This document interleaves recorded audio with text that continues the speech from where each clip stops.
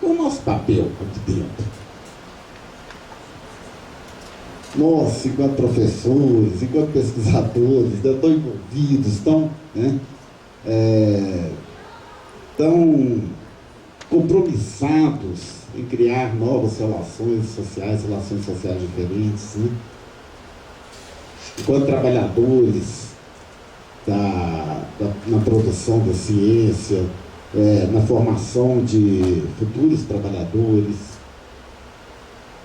Qual será o nosso papel? Eu fico me questionando em relação a isso. Bom, então vamos abrir aqui, né, para as pessoas, né? Vamos começar com a nossa colega Celeste, que é doutoranda aqui no nosso programa. Ela é orientando dormindo. Se alguém quiser, por favor, levante a mão. Então, diga lá, Celeste. Boa tarde, prazer, professor. Duas questões. Uma, se tiver condição, com relação a você faz uma integração das lutas, tipo na Hungria, década, 1956, eu entendi num bojo geral com as que ocorrem aqui, inclusive na Bel Mineiro, Contagem, eu sou de lá e tudo. Então, assim,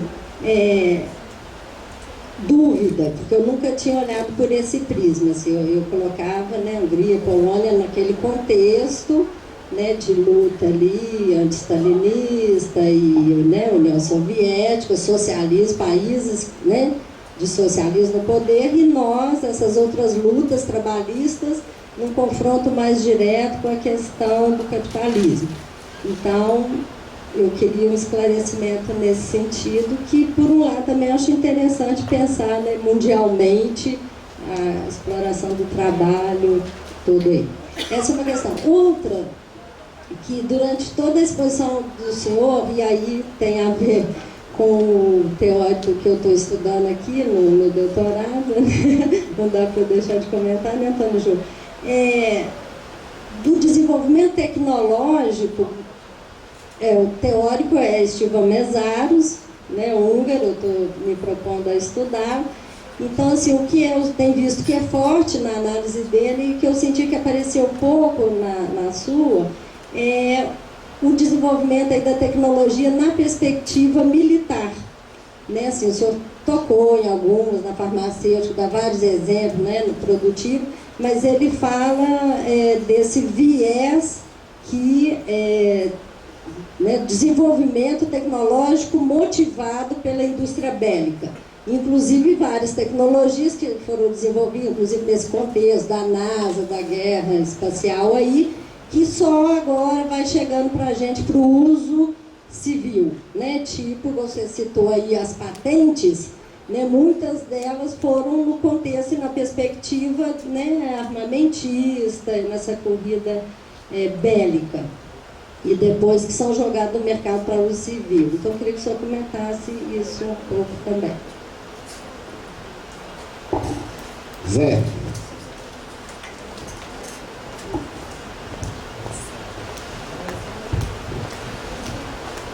Boa tarde. Primeiramente, parabenizar aí pela intervenção do professor. E uma das coisas que eu, na verdade, é mais um comentário, que eu lembro na época de militância do movimento estudantil na graduação, e não faz muito tempo, Sim. E que a gente lutava com uma coisa que estava acontecendo na Organização Mundial do Comércio. Não sei se vocês lembram do Acordo Geral sobre Serviços, que foi uma luta bastante divulgada no movimento estudantil, assim, de que a educação, que quer dizer, a Organização Mundial do Comércio reúne aí 180 e poucos países, que tem um poder de intervenção nas economias, nos acordos comerciais. E uma das discussões que estava sendo feita nesse GATS era de tornar a educação uma mudança constitucional interiormente aí nos países, de transformar de um direito essencial para uma mercadoria. Obviamente que depois dessas questões do movimento, eu não soube mais como se encaminhou essa questão, Então eu queria ver se o senhor tivesse essas informações e, na verdade, demonstrar o quanto que ela está engendrada aí no meio da economia mundial.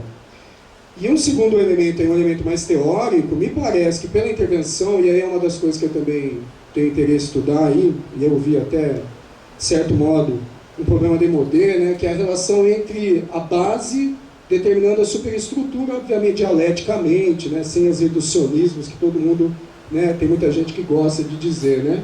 Quer dizer, a análise que me parece que você veio fazendo durante toda a sua intervenção me demonstra que com contradições, né, de uma maneira tensa, etc., mas há uma determinação da base da sociedade à superestrutura, e nesse caso específico que nós estamos discutindo, obviamente que a superestrutura é bem ampla, a educação também se enquadraria nela. Eu queria, na verdade, uma pergunta, mas é um comentário seu, como que você vê essa teoria do Marx hoje em dia relacionado à problemática que você trouxe, né? Ou seja, a transformação da educação como uma força produtiva para o capital. Gente, mais alguém? Algumas pessoas estão perguntando sobre a avaliação do curso, foi discutido no primeiro dia. Então, nós discutimos que vai ter uma 50% para presença e 50% pequeno trabalho que vocês vão desenvolver, e depois a gente explica melhor ainda para vocês como que vai ser essa avaliação. Tem mais ninguém agora para levantar alguma questão, não? Então vamos lá.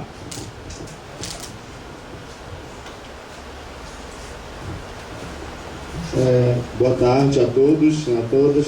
Me chamo João Paulo, sou doutorando no programa de pós-graduação da UFPA, né, lá em Belém. Estou em Sanduíche, aqui em Minas Gerais, na UFMG. Então, eu queria fazer uma pergunta ao professor sobre os processos de formação humana. Já que se foi pontualmente tratado sobre a questão do taylorismo, a questão do toyotismo, como, primeiramente, o taylorismo como na perspectiva da gerência de trabalho manual, o toyotismo e as suas, em seguida, o toyotismo e as suas características, com a questão da polivalência, a questão da intelectualização do trabalhador, mas nos marcos da empresa, né, nos marcos da produtividade. Então, e da mesma forma que o senhor falou sobre a questão da mudança do capital na sua forma, mas não na sua conjuntura, na sua estrutura, nas suas proposições, mas na sua forma, de acordo com o momento histórico que ele se consolida. Então, eu queria que o senhor falasse um pouco sobre esses processos de formação humana, como eles estão se costurando atualmente, né? Talvez numa perspectiva pós-neoliberal, numa perspectiva para além do toyotismo. Hoje nós estamos querendo encerrar, depois das falas, né, da fala final do Oder, por isso estamos, né, tentando se mais alguém quer se manifestar aqui, né, de alguma forma. Então, vamos lá. Tchau.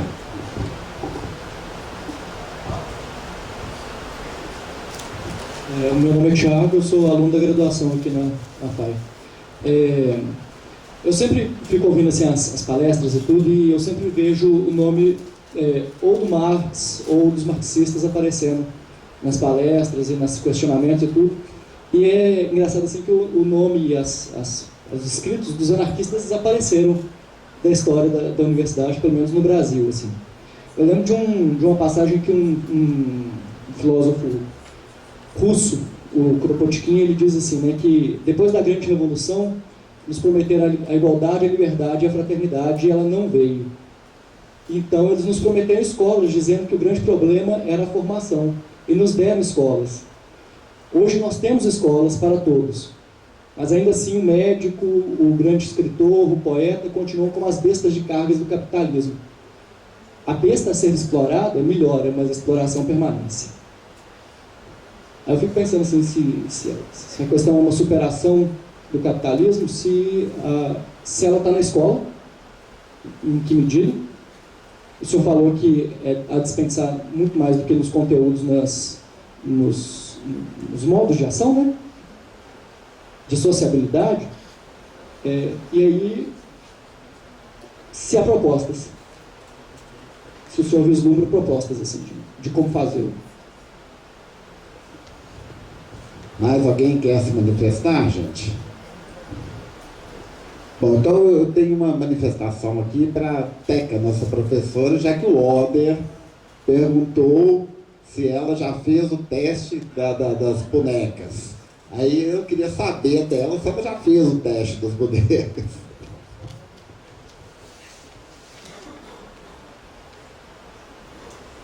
Oi, gente, é assim uma alegria enorme, né? Ficar escutando o Oder. O Oder foi meu orientador no mestrado.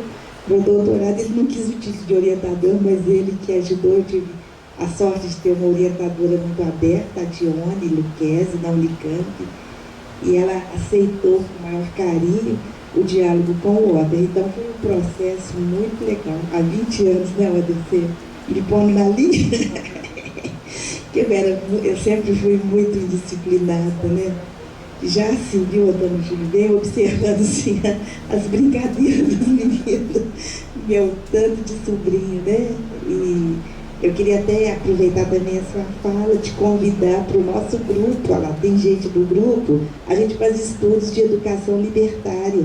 A gente tem promovido vários encontros, e os encontros são quinzenais, tem gente do grupo aqui, o Oder veio também pensar com a gente lá no grupo, deu uma aula que marcou o pessoal, e agora vai vir um grupo de professores argentinos que produziram um filme muito legal sobre educação libertária. Aí entra em contato com a gente lá na sala do NEPCOM 1555, tá? Ou então comigo, né? E já vi sim, viu, Antônio Júlio, as menininhas brincando de boneca, e a gente também aqui na FAI, e agora também, né, Flávia, né, Raimundo, lá no DECAI, né, Antônio Júlio, e demais colegas, a gente tem tentado ir na contramão dessa brincadeira, sabe? Há pouco, quando você falava, a gente vem tentando, em todos os âmbitos, essa nova forma de relação, né, que seja solidária, que o coletivo tenha autonomia para decidir, que se opere de forma horizontal. É uma batalha muito grande, né? Mas a gente vai tentando, tá? Né, Antônio Júlio? Junto aí. Bom, para quem não conhece, a Teca é professora de psicologia, atualmente é chefe do DECAI. O DECAI, aliás, está representado também pela Flávia e pelo Raimundo aqui, né, que trabalham na secretaria, são técnicos administrativos. É muito legal a presença de vocês aqui. A gente agradece, né, e sempre que possível, né, contar com a presença de vocês ou né, de qualquer trabalhador técnico administrativo aqui, vai ser um imenso prazer para a gente, né? Bom, então vamos passar para o Oder, né? Já pegou uma palestra grande, para algumas considerações aí, né? De algumas questões que foram levantadas, né? Para a gente encerrar o nosso encontro de hoje, né? Que eu acho que nós estamos querendo discutir, né, o capitalismo atual, tentar entender, né, o capitalismo atual. Eu acho que foi uma análise, né, bem interessante, polêmica, né, e que traz muitos dados, né, para a gente. Então, assim, acho que dentro do que nós nos propomos, né, a fazer desses encontros aqui, nós vamos discutir diversos temas, temáticas, diversas áreas aqui durante esses nossos encontros. Eu acho que foi uma discussão que teve muito a ver, né, com o que nós estamos tentando, né, fazer e compreender nesse momento histórico de reprodução do capital e de como os trabalhadores, né, se organizam, né, neste momento para vivenciar, né, e até, quem sabe, criar formas de superar o capitalismo. Bom, vou tentar fazer algumas observações. Foram questões extremamente pertinentes, algumas eu não teria muita condição, a não ser falar uma ou outra observação, mas vamos lá. Eu acho que o Antônio Júlio aqui, lembrando o negócio do Kautsky, eu não conheço muito pouco da área de agricultura do Kautsky, acho que ele tem um papel extremamente importante, né, em algumas questões. E isso que ele previu está acontecendo mesmo, né? E mais interessante é que o capitalismo vai penetrando de tal maneira que parece-me que aqui no Brasil, ultimamente, as taxas de produtividade no setor agrícola superarem muito de todos os outros setores. Ou seja, a entrada da Embrapa e de outros centros de pesquisa, né, nessa área, e uso de tecnologias extremamente avançadas e importadas, levaram a um avanço enorme, né, em termos de produtividade. Né? O que fazer hoje, deixa para a questão da Hungria, a colega lá a Celeste levantou, não é? O tipo de análise que eu estava colocando, ela permite você relacionar todas essas situações, porque, em última análise, eu não estava preocupado com o conteúdo da reivindicação dos trabalhadores. Eu estava preocupado com a forma que eles adotam para fazer essa reivindicação. Então, se nós observarmos a forma adotada pelos trabalhadores, e nada se diferencia, seja ele num capitalismo chamado liberal, seja ele num capitalismo de Estado, né? Então aí a forma anula essas diferenças, né? Então, por exemplo, a Revolução Húngara de 56, os conselhos húngaros instituídos pelos trabalhadores tiveram um papel da maior importância e chegaram a criar determinadas instituições extremamente importantes. Da mesma maneira que o Solidarowski de 60, de 70, na Polônia, os movimentos da Tchecoslováquia e a Revolução Cultural Chinesa, o movimento dos trabalhadores, a forma assumida é a mesma assumida pelos trabalhadores franceses quando ocuparam a Renault, os italianos quando ocuparam a Fiat e assim sucessivamente. Então, em termos da forma, o que eu estava querendo chamar a atenção é de que, às vezes, mais importante do que o conteúdo da luta é a forma como se desenvolve essa luta. E o desenvolvimento dessa forma é que cria a base, inclusive, para a pedagogia dos conflitos sociais. Ou seja, a pedagogia é gerada no próprio processo social, né? E aí a pedagogia vinculada aos interesses do trabalhador surge da luta dos trabalhadores, né? Então, isso é que me permite. Quanto à questão da tecnologia militar, confesso que eu não tenho maiores informações. Não é uma área que eu me detenho muito. A única coisa que eu poderia dizer é de que no capitalismo hoje, todo o processo está totalmente integrado, não é verdade? Então, a integração desse processo, as análises podem ser feitas em qualquer setor, ou militar, ou de serviço, ou agrícola, etc., etc. A forma será a mesma, não tem muita diferença. Quanto à questão da educação como mercadoria, a nossa reitora aqui de alguns anos atrás, a atual secretária de Educação, que vai a Gazola levantou uma bandeira contra o artigo 12 lá da recomendação do GATT, tentando colocar a educação como mercadoria passiva de entrar como item de comércio, não é verdade? E interessante que numa solenidade qualquer, ela estava junta e eu estava também, eu ainda falei assim, eu lamento dizer à cara reitora de que a sua luta é inglória. eu não vi a possibilidade dela conseguir segurar. O processo é de tal monta e as condições econômicas são tão fortes, a linha é essa, eu não vejo meios de resistência. Já está como comércio, já está fazendo parte já de um dos itens a serem comercializados. Aqui, a única coisa que já estão começando a tentar estabelecer é que estabeleceu de que a entrada do capital estrangeiro na área seria de 30%, né?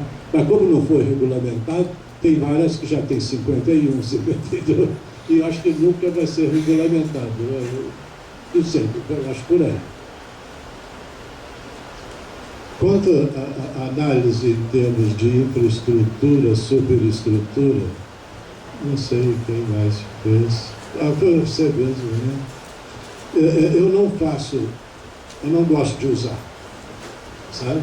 Eu não gosto de usar, que eu prefiro trabalhar com modelos probabilísticos. E esse aí é um tipo de modelo determinista, quase de causa e efeito. Então, como eu trabalho com modelos probabilísticos, eu não tenho usado, a não ser em casos muito excepcionais, que você sabe que daquela causa surtiu aquele efeito, eu lançaria a mão desse modelo. Mas eu não tenho usado, não, sabe? É uma crítica que eu faço ao modelo marxista. Eu não gosto dele, eu uso outros. Da formação humana, né? O colega aqui, né? Olha,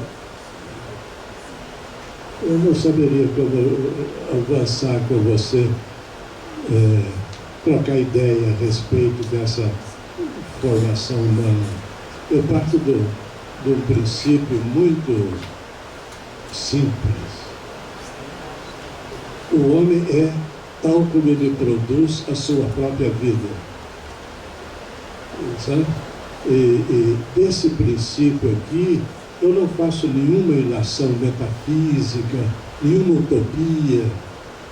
Então eu não tenho nenhuma referência sobre formação humana.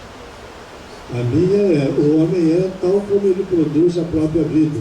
Então você vai ter os homens gabiru lá no Nordeste, não cresce, deficiência mental, etc., etc., produto humano da sociedade de lá. Aquele é o homem, o homem gabiru. Mas você pode ter um homem tal como nós somos nós hoje, pode ter um norueguês, pode ter um chinês. Eu só diria o seguinte, não é o que se produz, é como se produz. A forma como o homem produz e reproduz a sua vida, assim ele é. Sabe? Então, eu diria que é um fazer-se histórico. Eu não tenho algo pronto e acabado, vai se fazendo. É no próprio processo que vai ocorrendo e vai aparecendo esse homem. Correto? Então, veja, não tenho nenhuma preocupação de ordem metafísica. A minha posição é simplesmente essa do fazer histórico. Aqui, se quiserem uma referência, eu diria que seria o historiador inglês Thompson. As classes se fazem fazendo. Então, é no fazer, no próprio vivenciar, que as coisas vão ocorrendo, né? Seria isso. E para o Tiago lá, eu diria o seguinte, até que já respondeu aqui, aqui na faculdade é difícil ter um tema que não é contemplado. Os anarquistas são contemplados, né? E tem o grupo de educação libertária, eu já estive lá com eles. Eu não sou anarquista, o meu eixo de análise não é opressão, o meu eixo de análise é exploração. Os anarquistas, o eixo de análise deles normalmente é opressão, não é? Então você se livrar, etc., etc. E o meu é de exploração. Então a diferença do Bakunin com Marx, você pode dizer que seriam esses dois eixos. um de exploração, outro de opressão. Para efeito de análise, eu prefiro de exploração, correto?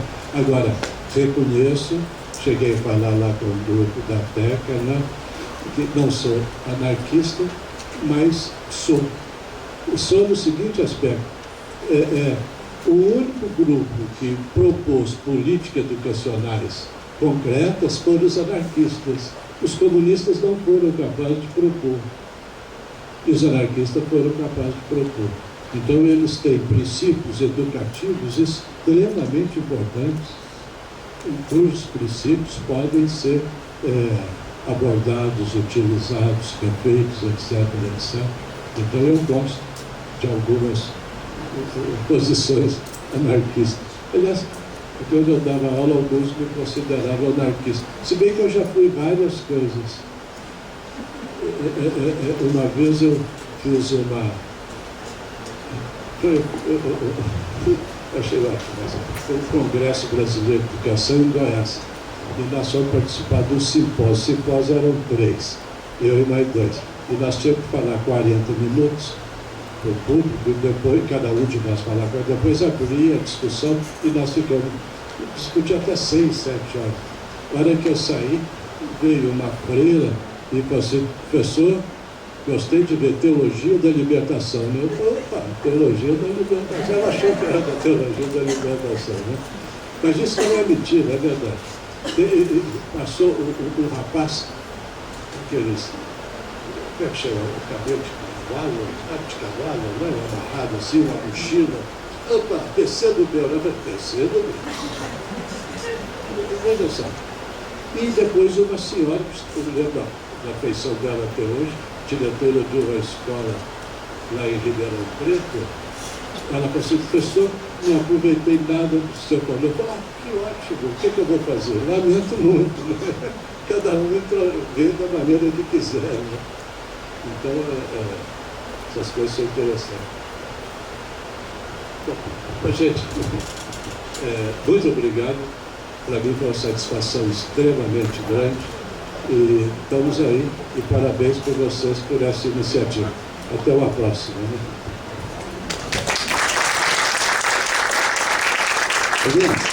Eu já estou com alguns certificados aqui de alunos isolados, Sabina pegou aqui, pega, ou então depois pega comigo.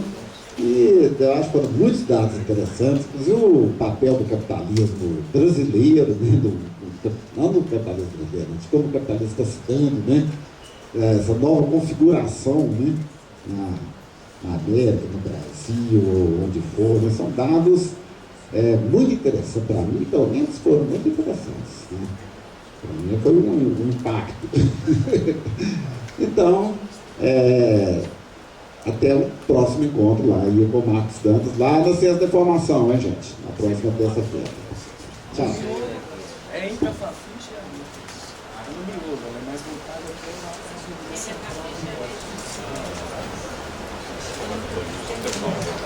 Vamos tomar um café ali embaixo? Vamos tomar um café? Vamos tomar um café. Vamos tomar um café. Acabou que ela ainda está funcionando. Óbvio.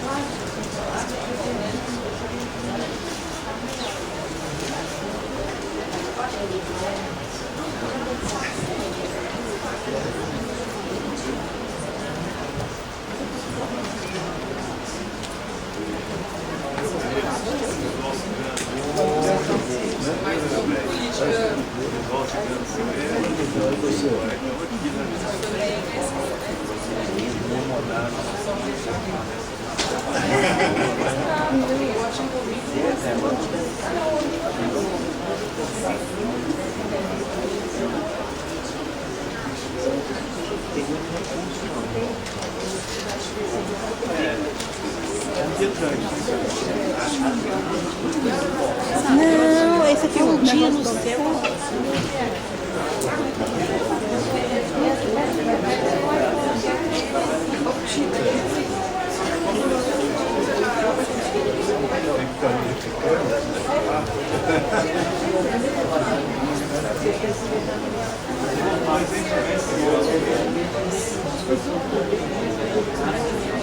Você veio? Eu usava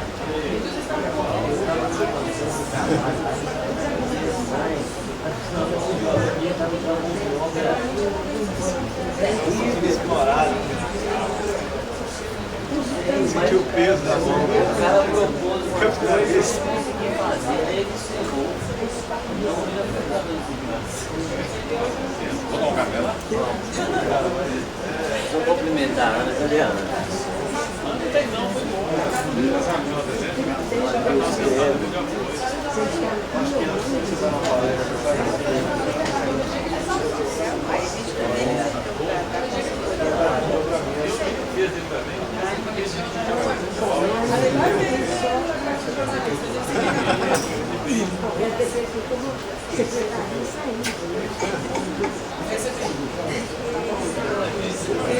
Eles mandaram umas 2 vezes.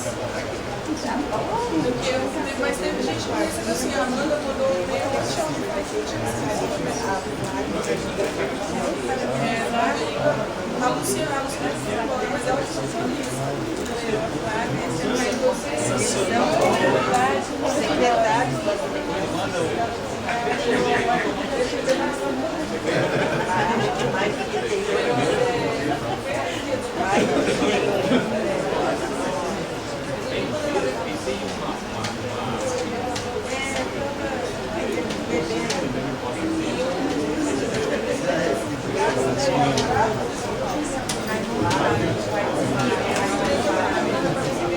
Eles também já ouviram falar tanto assim, e aí eles falaram assim, a gente também quer ir lá. Eu falei, eu quero achar um jeito como pra lá.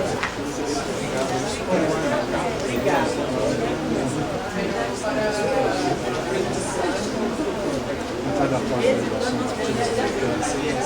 Quer um cafezinho? Um cafezinho, cara?